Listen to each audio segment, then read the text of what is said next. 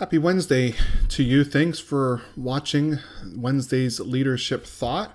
I trust that you'll be encouraged as we continue to grow in our leadership here at the church, and then we use these skills to be able to help our community as we continue to push the gospel into our community. And then we also help to equip one another as we continue to work in and around our church. We're working through this book by Andy Stanley. It's a Next Generation Leader. It's a great book if you want to go out and buy it on Amazon. 5 Essentials for Those Who Will Shape the Future. And we want to be leaders that shape the future for our church because we're looking to the next generation to pass the baton of faith to them. And so we want to be leaders that think of the future and then also equip leaders that think of the future. So great book if you want to pick it up on Amazon or on CBD. I've heard this saying before, and I know it's true. I've said it before, and it's this week I've thought differently now that I've read into what we're going to study. So let me try to unpack that. I've heard it said that if you want something done, you find the people that are most busy and then ask them to do it because they'll find a way to get it done. And that's true. I've asked people that are busy to do more because I know they have that motivation to do it. But then after this week and what Andy has to say in the book, it's made me think twice. So let's look and see what Andy has to say and then look at the biblical side of it. Andy says opportunity does not equal obligation. Just because there's an opportunity to do something as leaders doesn't mean we have to do it. Now, you're in leadership because you saw a need. You're in leadership because you were asked to be in leadership, or you're in leadership because you have a talent that the Lord has given you that you want to use to further the gospel in the church and in the community. And as leaders, we have this motivation to do and to continue to do and continue to pour into people, and we have a hard time saying no.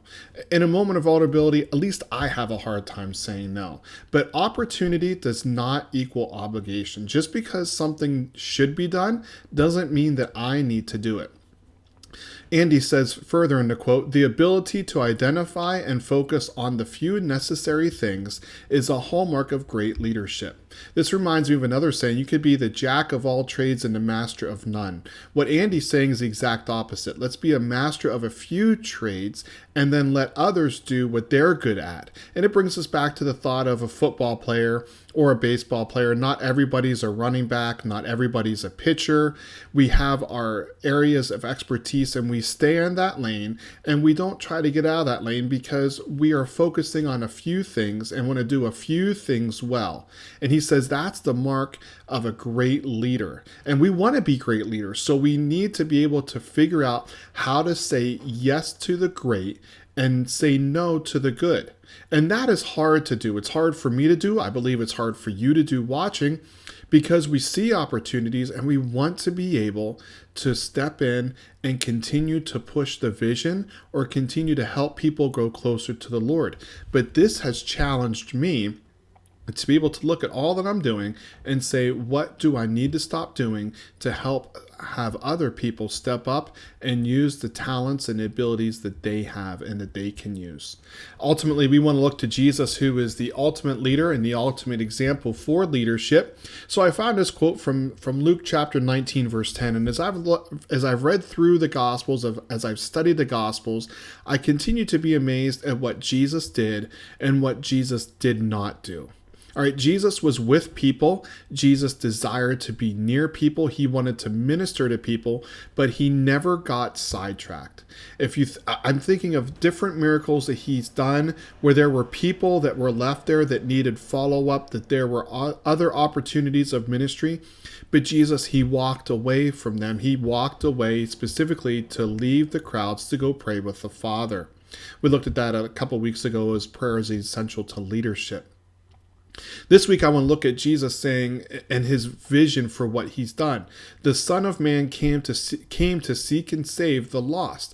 Jesus was very focused in what he was doing. His mission was to come and seek and to save the lost. He did that through the preaching. He did that through the miracles. But most of all, he did that, and most importantly, he did that by dying on the cross, by paying the atonement, the sacrificial atonement for my sins and for your sins, the substitutionary atonement for you and for me. He didn't get lost in the preaching. He didn't get lost in the miracles. He didn't get lost in trying to start small groups. He didn't get lost in other things. He had a very focused vision and mission for what he wanted to do. He came to seek and to save the lost.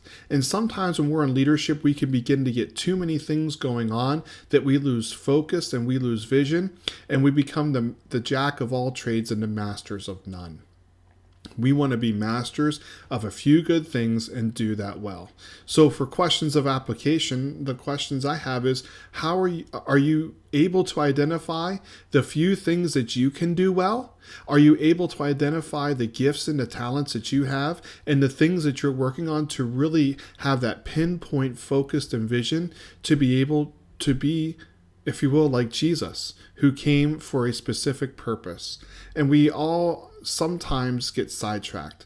This week, I really want you to really sit down and think about, what am I doing? What are my gifts? What are my talents? And how am I using that? And how am I narrowing my focus and becoming the master of a few trades and not the jack of all? So I trust that you'll be encouraged. I hope that you'll take time to look through this, to ponder this, and to really lean into this quote by Andy, and then to ultimately look at the life of Christ and how he set the example. I so appreciate you all being leaders. I hope that you're encouraged. And if I can help you in any way, if you want to engage in a conversation, let me know. Be great to talk about this as you watch this and as you process this and I process this together. Let's continue to have that idea of iron sharpens iron and continue to equip each other so we can push the gospel to our community and then equip the saints for the work of service in the church. Hope you have a great Wednesday. I'll see you next week.